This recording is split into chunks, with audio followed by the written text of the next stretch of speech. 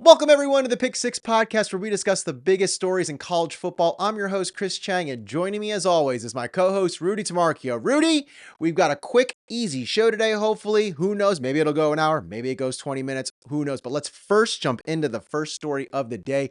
Troy Taylor, out of Stanford, stellar last 2 seasons he's had, fired. Well, doesn't seem that interesting on the surface, right? But let's get into it. The stellar 2 seasons were clearly tongue-in-cheek.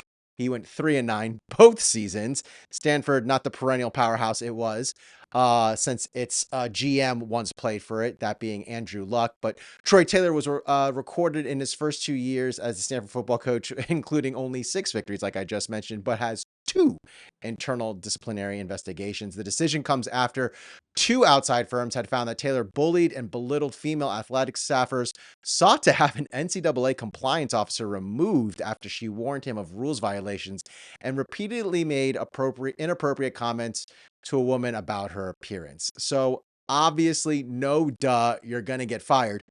Where I find the interest in this story is who fired him. So I had mentioned Andrew Luck, the GM, the former quarterback for Stanford, who brought it to relevance with Jim Harbaugh in the early 2000s. He actually fired the football coach. Now, normally in most athletic programs, it's the AD who will hand down that decision, you know? But this is the first one, and correct me if I'm wrong, that we're actually seeing a GM fire the coach. How novel is this? Have you heard of anything like this before? What's your view on the whole firing of Troy Taylor? I mean, the only thing that I can think of that is even kind of like similar to this is remember Yeah. the Manny Diaz rumor mill with Alonzo Highsmith and Blake Yes. James at some point? Mm-hmm. Like there was a lot of this like this public relations stuff happening behind the scenes where people talking about how there was a GM discussion, but like there was worries of like an alpha male coming in, like all that. Like I Oh don't yeah. care so much about what the reporting said. It was just more of like understanding of like what abrasiveness might be there between GMs and college coaches at this level. Mm-hmm. I haven't heard of having like a usually, even if there is a GM in place and the GM is suggesting that they want to make a coaching change of some sort. Yeah, that credit to the regime change comes in under the athletic director. I have never heard of this one before, but I guess if it has to happen somewhere, it makes sense for it to happen at Stanford, given the athletic director involved and given the GM and what his, football, what's we're looking for, his resume looks like. So if you're, I see this in a way of like, if you have an athletic director at one of these programs that's known for having multiple sports, Stanford being, former Pac 12, now in the ACC, lots of history in other programs. Right. Volleyball powerhouse, responsible for like Kerry Walsh played on those Stanford teams back in the day. You can name a few others like Carly Wopat, who played for the national team. Excellent like swimming and diving program. Historically, a good baseball program, but has been kind of like on again, off again over the years. It makes sense that an athletic director there may not have like the football pedigree or expertise to be responsible for making those decisions on a day in and day out kind of basis. So when you have someone like Andrew Luck, who has been, granted, he's been out of football in the NFL for a long time, but he's still been in those circles of ownership. And he was in an area in Indianapolis with the Colts organization where Right. like that front office has always been really well known for being kind of like helping pass on institutional knowledge to players of who have been there long enough. And I mean, look, between those quarterbacks of Andrew Luck and also like Peyton Manning before him and what he's done since his career after football, I get it. If you have Andrew Luck in your building, I would let him make those decisions too. He's been a man of sound mind for a while. Yeah, from when I was digging through the weeds in this story, I think that was one of the main things was that, unlike most athletic programs, Stanford's athletic department isn't necessarily spearheaded by their football program. It's kind of a by council, um, I guess, structure. Whereas when you look at your Bamas, your Georgias, Ohio States, Miami, even to a certain extent, they're all led by the football program. What I found interesting is this in the NFL, there are some there's some organizations, and I don't want to say programs because programs are college, But there are some organizations in the NFL where GM will have the hiring and firing program. Sometimes it's the owner, like with the Jerry Jones and the Cowboys. Um, we're seeing this now with this new position in college football in the last 2 or 3 years, this GM position come into play. Do you think this is going to be a precedent? Is this a one-off? Is this specific to a Stanford-like program where it's a by council kind of administration as opposed to a like football-led department? What with the GM position being so new to college football, how do we see this firing impacting other programs around the country? I see this kind of being like a case by case kind of basis. So, for example, programs that have GMs that we know of that function this way, like Miami obviously had one for a little bit. I don't think they Right. do at the moment. North Carolina comes to mind. I'll tell you what, that relationship is a lot different than the Stanford GM and head coach portion because Bill Belichick is bringing in Mike Lombardi. Mike Lombardi, you better believe, has no choice to be able or authority to make a decision like that to replace Bill Belichick. Like, Yeah. I think it's all based on what that power structure looks like. And don't get me wrong, like GM, I think is a good, it's probably like a must have position if you're talking of like power, not power five, power four, like major college football playoff programs. It's definitely a point of focus, but that relationship of like who has authority over the other is definitely case by case. Oh, Yeah. sorry for the balloons. Oh, I love it. We're celebrating today. Do you think we'll be seeing across the college football landscape a referendum and a lot of programs to either prevent or allow this in the future? So, in other words, do you think coaches will be restructuring their contracts to say, "Hey, I'm only getting fired by an AD," or you know, or do you think college athletic departments are going to be pushing now that they're hiring a GM because the GM position can come from so many different ways. Correct me if I'm wrong. Almost every GM that's been assigned to a program has been hired by the head coach, right? Pretty much. I mean, I'm R- pretty sure Yeah, the only exception to that is Stanford. And that's where I think like that whole structure where, yeah, they could put something in there that says like, I want a GM that's bringing in, but it's definitely like the coin is flipped here where it's like, it's not about having the GM making the decisions or having the hiring and firing. They fall under the coach. yeah, because this is what I was kind of wondering. Because in the NFL model, which it's so funny that the college football is really trying to emulate this, which I get. It's the most successful sports model in the world, but it's funny to me that you know in the NFL, the GM sometimes gets to fire the coach, but the GM is rarely, if ever, hired by the coach. It's usually hired by the owner, which Yep. will supplant owner with athletic director, right? In college football. That's probably the best one to one you would say. You would say, Yeah, and the crazy thing too is that in the NFL, the GM in some cases solely makes the personnel decisions. So right, like you have many a case, which is by the way, this is why you could thank the Miami Dolphins for Nick Saban going to Miami all those years ago, is that there were grievances between who Nick Saban wanted to draft and who the GM ultimately drafted. So when you hear right, like, if my performance is tied to you making your personnel decisions, I lose my job because I'm not winning with your guys instead of winning with my guys. So right, like that's why I think you're also seeing kind of like that flip of the coin in terms of like the hierarchy is different on that end, or my mom with her Brooklyn accent hierarchy. The hierarchy is different because uh, they're still putting the GM kind of helping involved with like what the personnel decisions look like, but it's right. also like networking and forming a staff and also just another evaluator of talent. That's why that Alonzo Highsmith position was really important in Miami at the time, was trying to help establish like who we think NFL caliber talent is out of teenagers because he had that scouting experience. Or another GM like a Mike Lombardi or even Andrew Luck in this case is like he has that football knowledge where he can help say, look, these are guys we need to go after because they like this game, and then the coach from there can help dictate it. So I understand like where it makes rational sense for a GM to not be over the coach at the college program.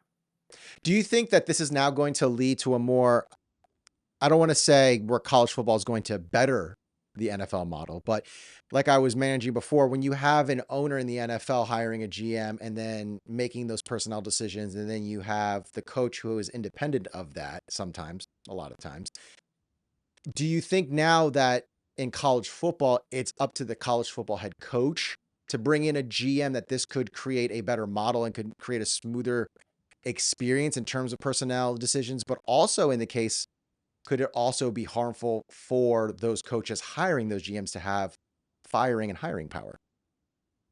Yeah, I think it speaks to the competency of the athletic directors in this case. Like, if you have somebody, Yep. remember we've talked about this before. Like, the role of an athletic director and what their like main responsibilities are have changed so much over the years, just with how important media rights negotiations are now. How much fundraising has become a big part of the athletic director's job. They may not necessarily have that tool set in terms of how they want to figure out that football program. And like we talked about with Stanford, if you're part of an athletic department where football is not the main 100% driver of your revenue. Like, if Stanford had a good football program, you better believe it would bring in the lion's share of the income. That's just Right. historically not what they've been.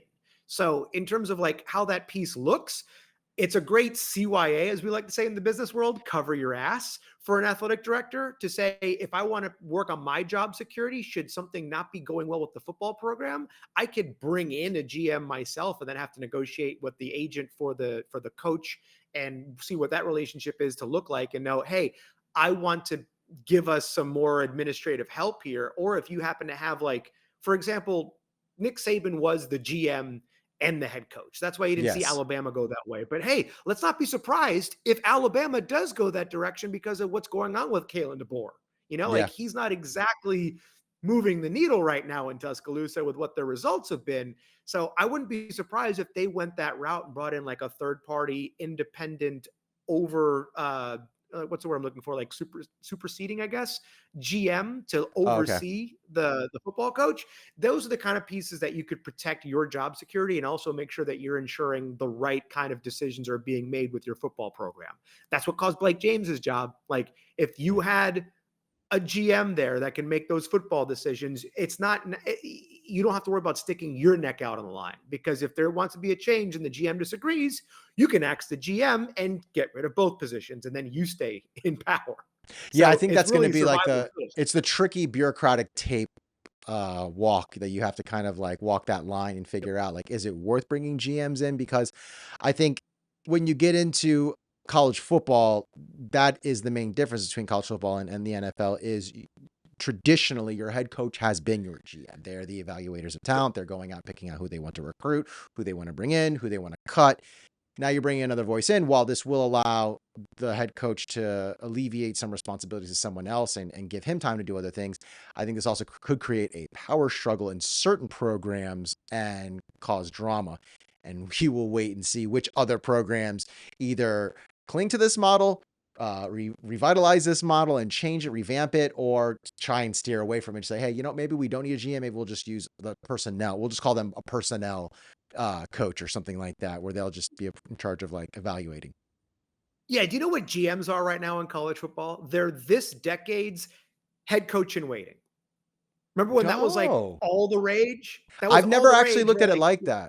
I've never looked at it like that. that's what this is, I feel like, because it's something that it works in some places, but it's not something that can be utilized across the board. And it was super trendy for a couple of years where like everybody had a head coach in waiting.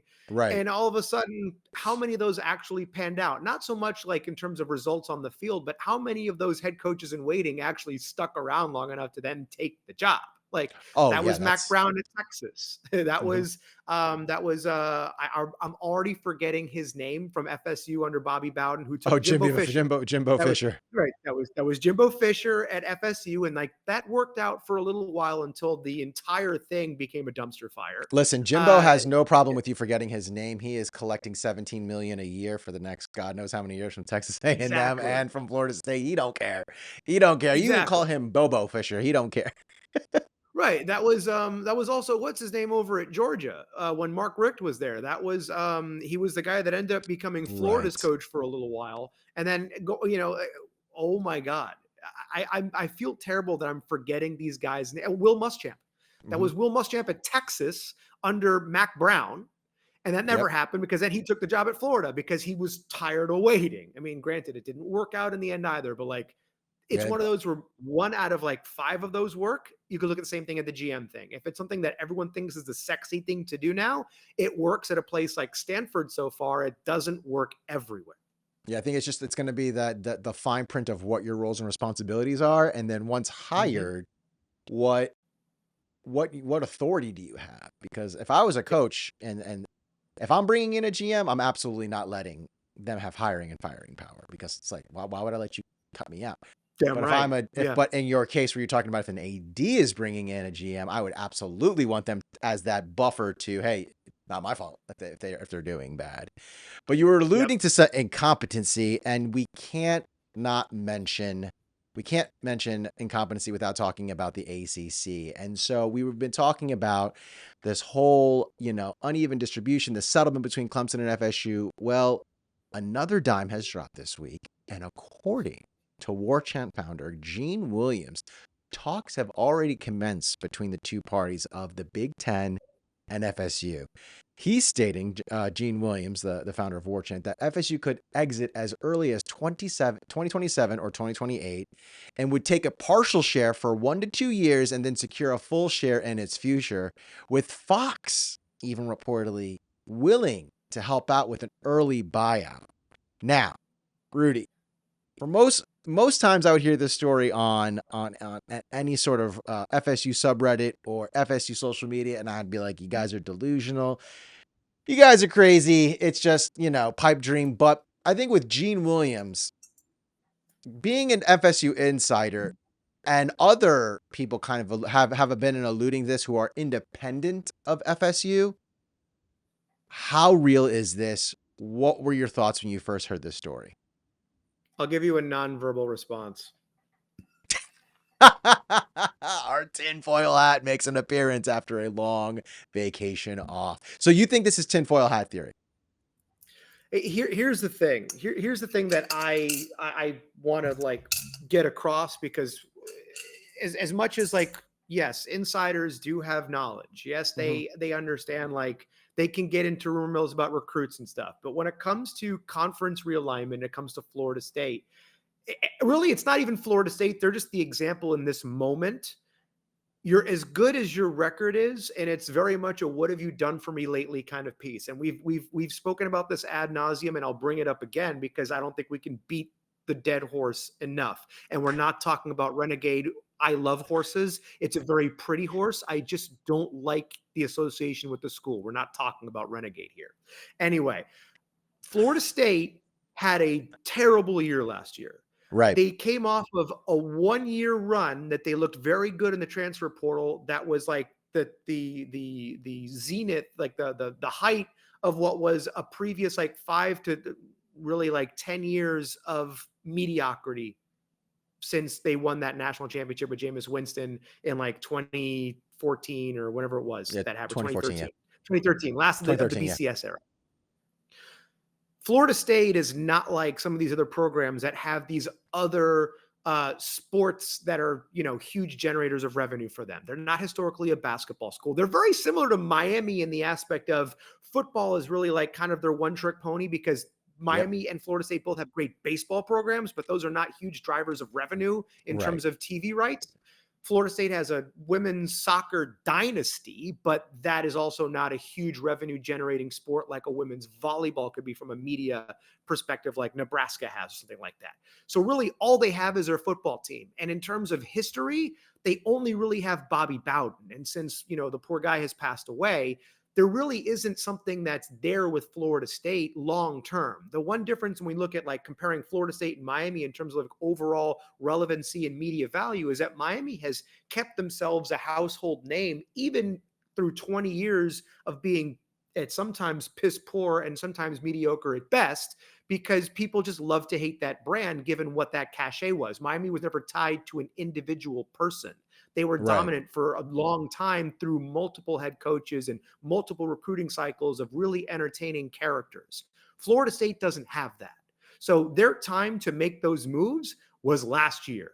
They needed to Uh, double down in terms of continuing to win to prove that they have long-standing value as a brand for a major conference. But I would argue in the national landscape, people don't look at Florida State and say, oh my God, I can't believe we're getting Florida State anymore. It's just not what that looks like. If they can do something this year in the ACC, if by the time we get to 2027 and they have back to back to back winning seasons, 9, 10, 11 wins, contend for conference championships, make the college football playoff, yes, this is a totally different story. That's absolutely possible. But if you look at what the sum of their parts are right now, this is a pipe dream.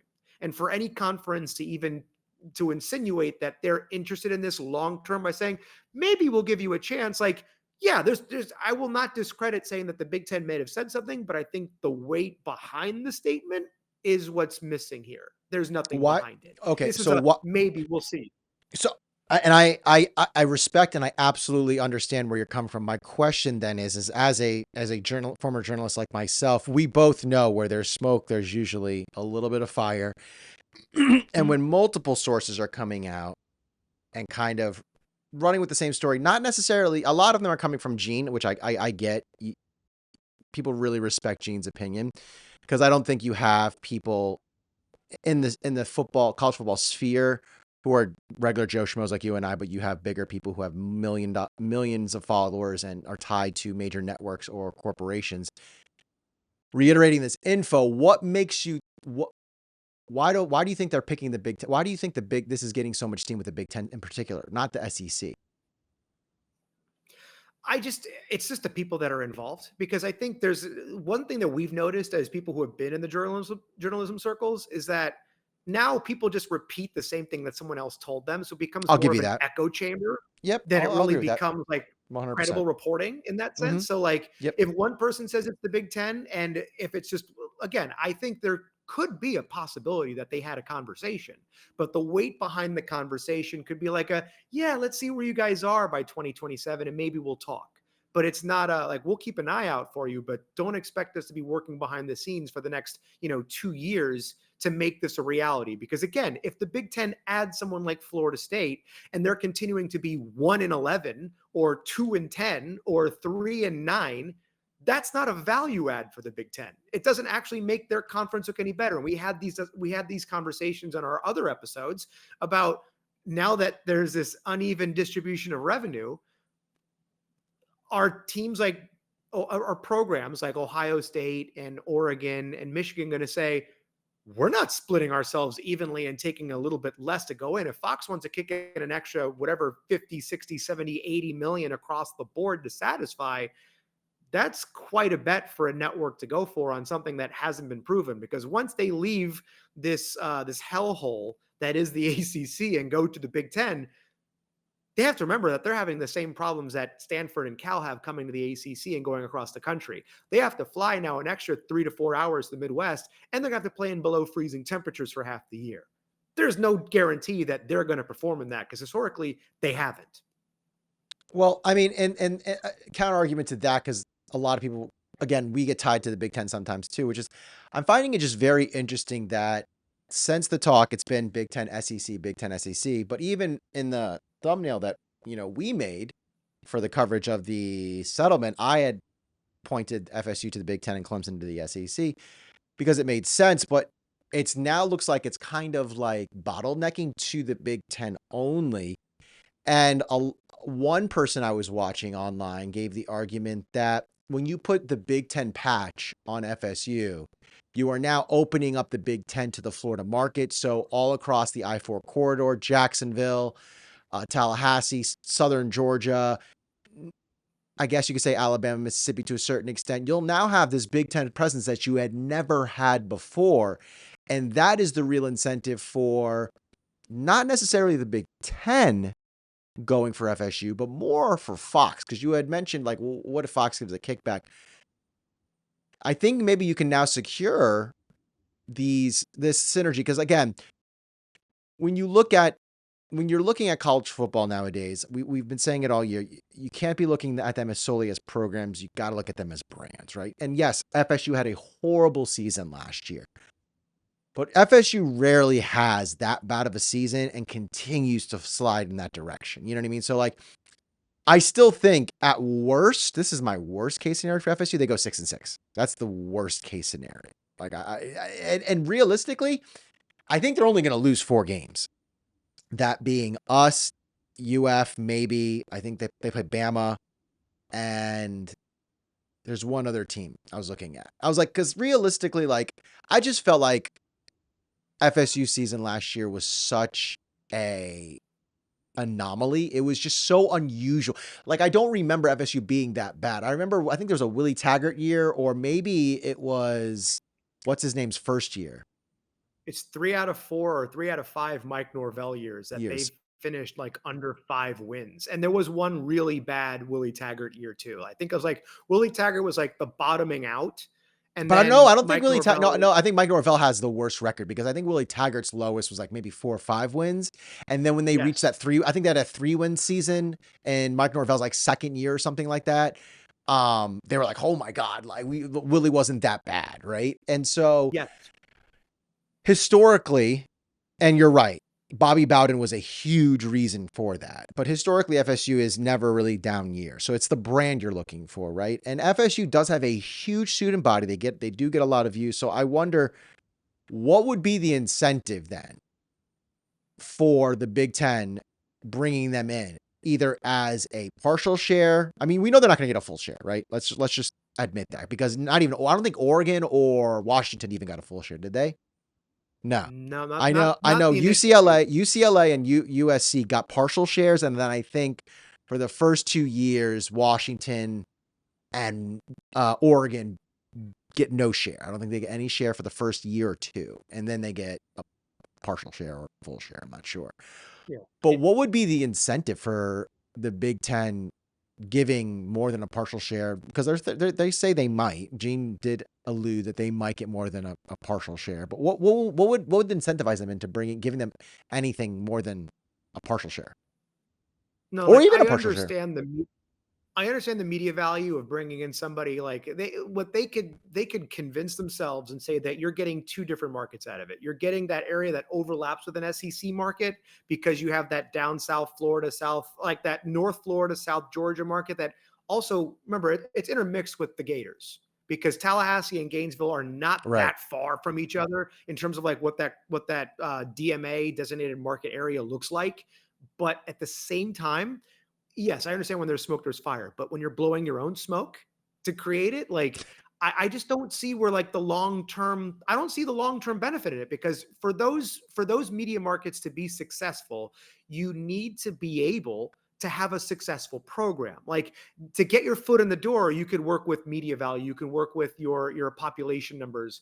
The network will give you the benefit of the doubt as a start, but you have to get better in terms of what that competition looks like. And Right. yes, historically, Florida State has never had multiple down years. However, under Mike Norvell, they have had more losing seasons than very good winning seasons. They've had more catastrophic losing seasons than they've had 500 seasons. So Yeah. they've had that one year in 23 where that was their all or nothing. Frankly, as somebody who wants to see Florida State succeed, because again, I think that that rivalry with Miami looks better when both Absolutely. teams are good. I'm in And I agreement. hated that Miami couldn't. Right, I personally hate that Miami couldn't hold up its end of the bargain when FSU was good in the early days of the ACC when we were all together. On the flip side, now I don't see that getting any better under Mike Norvell. So in terms of what they have as a problem, like look, we could talk about how Florida State stadium construction, expanding its capacity and modernizing its facility led to the issues in attendance with FSU football last year. But they could not fill a stadium that was at 20% capacity of what it would normally be. That's not an issue of a fan base. That's an issue of success. That's an Mm. issue of they can't win games. So that same interest when they talk about like we hear about this all the time as Miami fans and criticism of like, well, Miami fans are fair weathered. Every team's fans who are used to Everyone. success are fair Yeah. weathered. So you Absolutely. could take that empty I stadium agree. shot. If Ohio State went 1-11 next year, you could see the horseshoe with like 47 people in it, with the exception of the band. You saw it in Tallahassee. You'll see it everywhere else. It's everywhere. So at the end of the day, if this is a good, successful move for everybody, FSU has to be in that upper third of the Big Ten record wise. It's I don't funny. see that happening right Speaking of Big Ten and attendance, there's this long standing like tradition of Notre Dame selling out their season tickets and and always having sellouts, right, for X amount of weeks. There was one game I was watching in particular last year, and they did like a wide shot of the stadium. And I want to say maybe 2/3 of the upper deck was completely empty. And I was like, how do you sell out a game, but 2/3 of the upper deck is empty? I'm like, I can't imagine 2/3 of the upper deck being at a concession stand. But that's because you have to reserve seats for very special VIPs, okay, Chris? You have Jesus Christ that sometimes wants to be in the stadium, St. Peter, St. Paul, the Virgin Did Mary, I say the Notre Holy Dame or did I say Spirit. Nebraska? I meant to say Nebraska. I'm sorry, not Notre You Dame. said Notre Dame. Okay, well, I That's meant why I'm Nebraska, but doing a that's little awesome. hosting. But that's great because I was just wondering where Lou was coming from. I meant to say Nebraska. Nebraska talked about their sellouts, but going to what you were saying that yes, I think attendance is always going to be based on your success, and especially like you said, specifically tied to programs who are tied to success. Like when you think of these programs, you think of winning championships, competing for championships when they're not. And it's the truth. Like when you look at Miami, like when we play any team of relevance and we're halfway decent, it's always Phil, right? Let alone when we're a dominant team. And then even when we were dominant, there were times we would have like a noon game. We'd play like Duke or Rutgers, and it would be empty. It didn't matter. It's just people want to watch good games, which is what's leading me to my next question regarding this whole realignment thing. The Big Ten and the SEC have stated, we're done with realignment for a very long time. I get why they said that because it's usually tied to FSU and Clemson in the lawsuit there.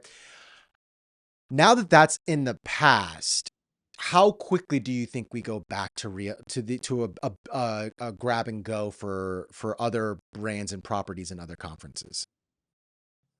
I honestly feel like we're going to be sitting kind of like on pins and needles for the next couple of years because if those big conferences want to keep trying to acquire more, they still have to run the risk of losing their own institutions.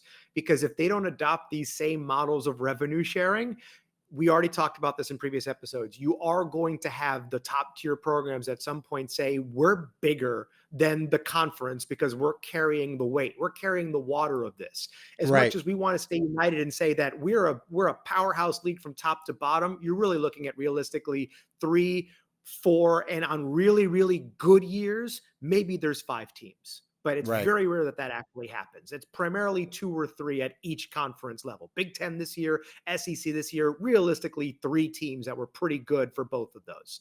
There's going to come a time where they're going to get tired of this and saying we keep having to jump through hoops to make this stuff happen.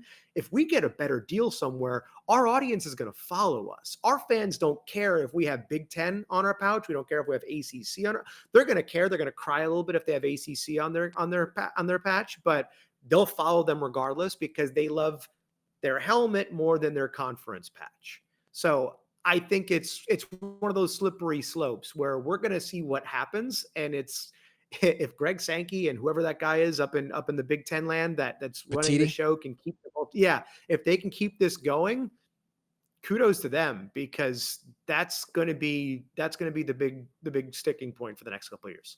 Yeah, I can't imagine with FSU being as adamant and with this news and the fan base in general, because like here's the thing with FSU that's very unique that I've realized covering this whole lawsuit and the settlement and watching the what do they call that when like a bunch of their chair people meet? I forgot what that's called. Like their board of governors or Board of like Governors, their yeah, the Board of board, Trustees yeah, meeting. Their Board of Trustees meeting. yeah. Their Board of Trustees are very in alignment with their fan base. Like sometimes there's a little discrepancy. So you'll see like the angry fan or the angry prominent fan who everyone knows and follows say something, but the trustees will have a more down the middle road, a more level-headed response. I've noticed with FSU that a lot of their fan base their trustees are in alignment with a lot of their fan base. So it seems to me that FSU is kind of adamant about leaving the ACC. I don't see, I would love to see them succeed and make as much money, but the fact that they're at best going to be, if they if they produce on the field, they get the viewership, and they succeed in the playoffs, they're still going to be down, I want to say about 15 to 20 million to the SEC. And then I think it's like another 20 to 25 million compared to the Big Ten. They're probably going to leave. So with them leaving, and we're hearing this Big Ten talk, do you think the SEC maybe gets into a bidding war to keep Fox and the Big Ten out of Florida? It's a good point. It's something that hey, look, again, remember we talked about this alliance that the two of them have where they've Mm-hmm. been kind of like in lockstep with everything that they do. So if this happens to annoy the SEC, I guess the best way to put it, it'll be interesting because I think this is part of that larger theory of if these two conferences now come at odds over something, that's also going to cause their member institutions to start second guessing and saying, we don't need to stay with the conference anymore. We're a bigger brand ourselves. So Right. could they do that? Sure. Just because the board of trustees, board of governors, whatever they call it at FSU, are in line with the fans, like I think anybody with like half a brain in their head knows that the ACC is a dumpster fire of a conference and that we all would like to get out in some shape or some way, shape, or form. Look, even if we can grab 4 or 5 of these member institutions and go start our own conference, call it whatever we want. We can Right. call it the Canes and Knowles conference and just have that and just like, look, we can still play the same schedule, just not with these idiots making decisions on our behalf. They would happily do that. I look, as much as it's not publicized at Miami, I still feel like there is rumblings on this side too of saying we need to get out of here. I'm sure it's the same thing at UNC. It's the same thing at Clemson. Yes, I just don't think those two things are they're not aligned. I don't think like saying that we're all going to go to the Big Ten is because they know they need to get out of the ACC. I think they have a better chance of just like focusing on the now and being successful and trying to just overcome the stupidity that they have in this conference. And when that time comes, put themselves in the best position to be in the driver's seat for whatever move they want to make in a couple of years. That's the way I'm So, looking at it. If they're focusing on doing this stuff now, they're never going to get there. okay, so let's fast forward. We're in 2027, which is when Gene says they probably the earliest they would leave if they leave early. What are your predictions going? It's January 2027. What are your predictions? Does FSU leave, stay? Where do they go? And The let me add this caveat too, because this is something I really wanted to get into, and I forgot to ask this. Why are we not hearing other programs in the ACC tied to SEC, like Clemson to the SEC? Why aren't we hearing that? Why aren't we hearing Canes to Big Ten SEC? Why are we not hearing UNC to the Big Ten or SEC? Why only FSU? Let's get to that well, question first. this goes back to your board of governors and trustees being aligned with their fan base. You can be aligned with your fan base, but if you have the same like lack of what's the word I'm looking for, like restraint, if you're as unhinged as your fan base can be at times, that's not a good thing. So if you're making all of this noise, who wants that? Like, let's be honest. Every fan base has their tinfoil hat, crazy people that say all sorts of things. Miami's got a lot of them. We got a lot of them. We say some things that could be really dumb, that could be really unhinged, that could be really out of left field. You and I, we kind of have the understanding, like we'll preface it and say we know this is crazy, but we just want to Right. say it for fun. Yeah. FSU fans, some of them really believe this stuff. Oh, Like they when I tell really you, I've scoured the internet after hearing Gene say this, and this is Bible. but This is gonna let's go happen. back. Like they really believed that they were getting Cam Ward and that we just like slipped under the table and got him. They really believed that DJ Uyunglele was better than Cam Ward. They really believed that Thomas Castellanos is going to be their savior. Like they believe these things. So if your decision makers are in the same kind of like social circle and make the same decisions as your cuckoos, that's an indictment on your leadership, not on, okay, we're all in alignment, we're doing things like that. That doesn't work the same way. So that's where I think that comes in. And like one more repeat. Well, there was another So element to your question. that was the question about why we're not hearing from Clemson and FS and UNC and Miami. My question is, okay, let's just round this out, end this really quick. But what is realistically in your mind? What's going to happen in 2027? It's 2027. Is FSU staying in the ACC till 2030? Are they announcing they're leaving early? And if they are announcing early, where are they going? They have three paths from what I see. They miraculously turn it around and they're one of the top two teams in the ACC for the next couple of years, and they're going to announce that they're leaving because they're now a sexy choice again. They had their glow up, they're at the bar, and everybody wants a piece of her. Great. That's one. Two, they continue to suck and they can't go anywhere because they don't have the appeal. Three, they still suck, but they make some very drastic moves that immediately put them in contention, and their potential is the sexiness that will make up for their lack of winning. So like if they were to somehow, like if they just fire Mike Norvell in a blaze of glory and go out and get some incredible coach. Let's say they get John Harbaugh to retire from the Ooh. NFL and the Baltimore Ravens and become a Florida State Seminole head coach and give him carte blanche like Nick Saban. That is enough right there to be sexy for a Big Ten or an SEC to say, you know what?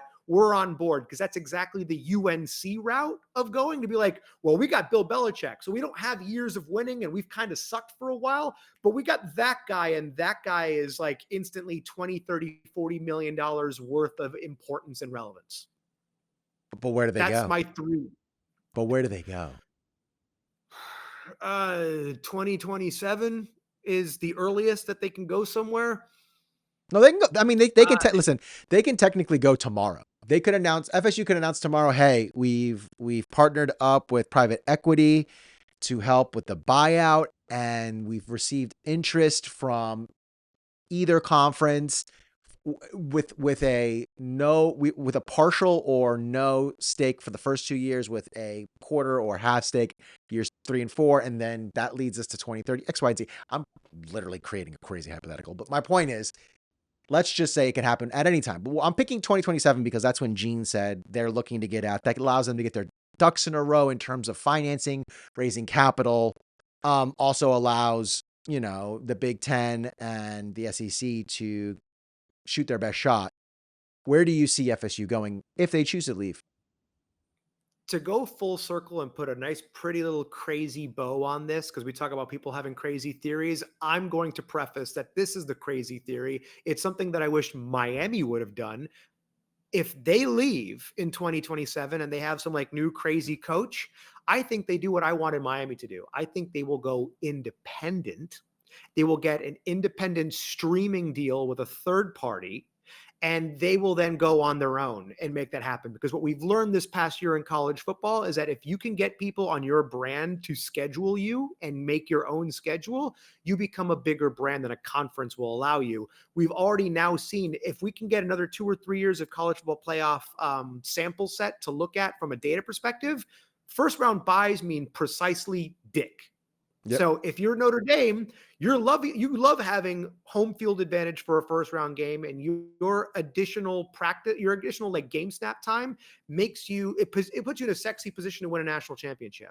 So if you're FSU, who's already kind of like had this relationship with Notre Dame through the ACC's like little, half in, half out kind of partnership, that's the way I would go. If you're so self-inflated about what your brand value is, you double down on your crazy fan base and go on it your own, because that's what I wanted Miami to do. I wanted Miami to double down on its crazy global fan base and say, we can get a media deal with like a Netflix or something like that. And at that point in time, I'm sure Netflix is still going to be looking for live sports.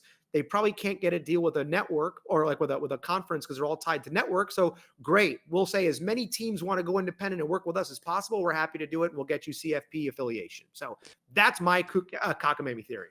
The only pushback I have on that is when you look at the numbers and where they're going in the next couple of years.